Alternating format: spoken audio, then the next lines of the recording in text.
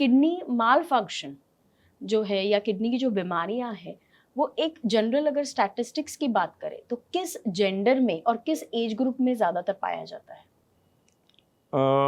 सभी age group में है। बच्चों में भी ये बीमारी है नेफ्रोटिक सिंड्रोम की। यंग एज में भी ये है, क्योंकि नेफ्रोटिक सिंड्रोम अनट्रीटेड है या बैडली ट्रीटेड है तो it can lead to chronic kidney disease and end stage renal disease.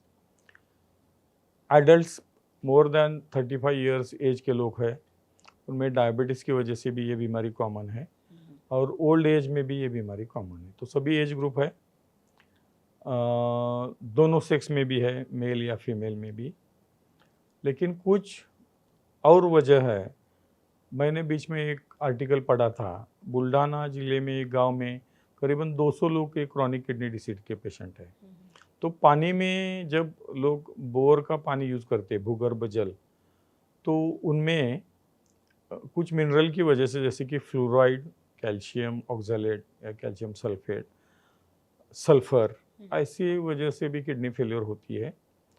Adult में डायबिटीज़ ये भी एक महत्वपूर्ण कारण है किडनी फेलियर का, क्योंकि डायबिटीज़ में शुगर सभी जगह जाके रुकती है।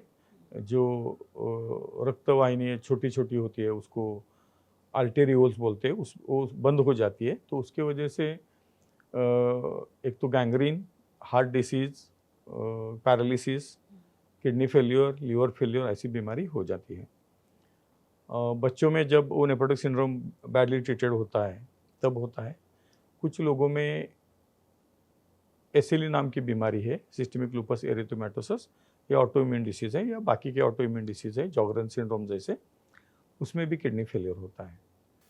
कुछ कंट्रीज़ में ये किडनी फेलियर की होने की संभावना है या पेशेंट बहुत ज़्यादा पैमाने पे है। जैसे ईरान नामक एक कंट्री है मध्य पूर्व में, तो करीबन 15% लोगों को ये बीमारी है उधर, टोटल पॉपुलेशन के 15% लोगों को। तो मल्टीपल फैक्टोरियल कॉजेस है, उसमें मल्टीपल फैक्टर्स हैं, उसके वजह से ये बीमारी होती है। पूरे वर्ल्ड में सभी जगह ये बीमारी है। सबसे महत्वपूर्ण कारण बार बार मैं बताता हूँ कि NSAIDs या non steroidal anti inflammatory drug जो है वो महत्वपूर्ण कारण है।